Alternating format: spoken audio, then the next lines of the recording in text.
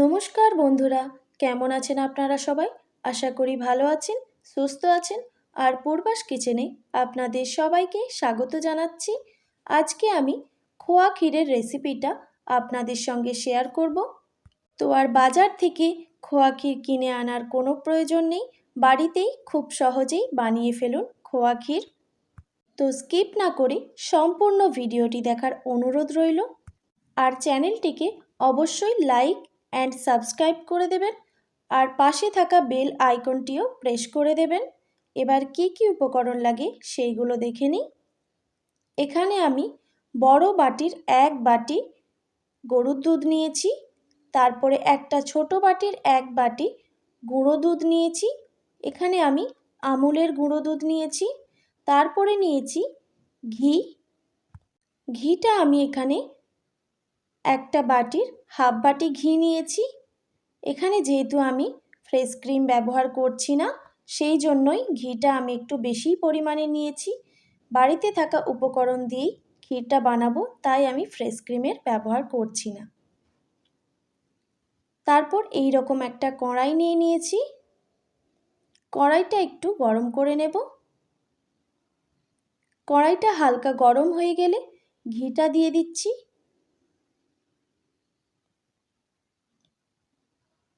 ঘিটা একটু গলে গেলেই দুধ দিয়ে দিচ্ছি।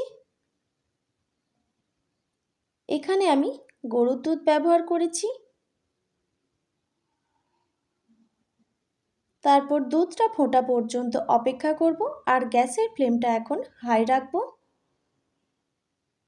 দুধটা ফুটে গেছে। এইভাবে গ্যাসের ফ্লেমটা মিডিয়াম রেখে অনবরত নাড়তে থাকব। দুধটা 5 মিনিটের মতো ফুটিয়ে নেব বা জাল করে নেব।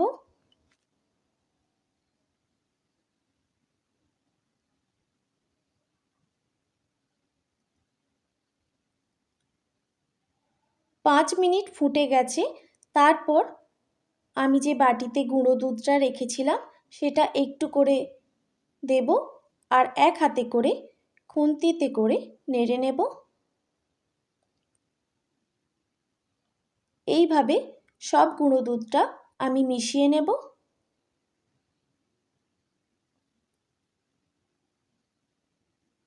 মেশানো হয়ে গেছে।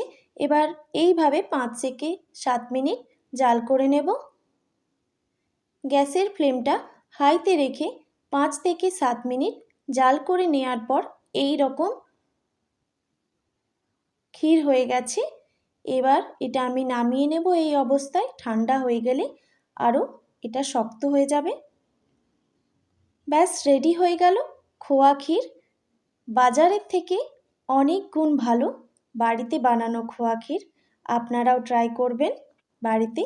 আর আমার ভিডিও যদি ভালো লেগে থাকে তাহলে অবশ্যই like, comment, share and subscribe করে দেবেন। ভালো থাকবেন, সুস্থ থাকবেন। দেখা হচ্ছে নতুন কোনো রেসিপি নিয়ে।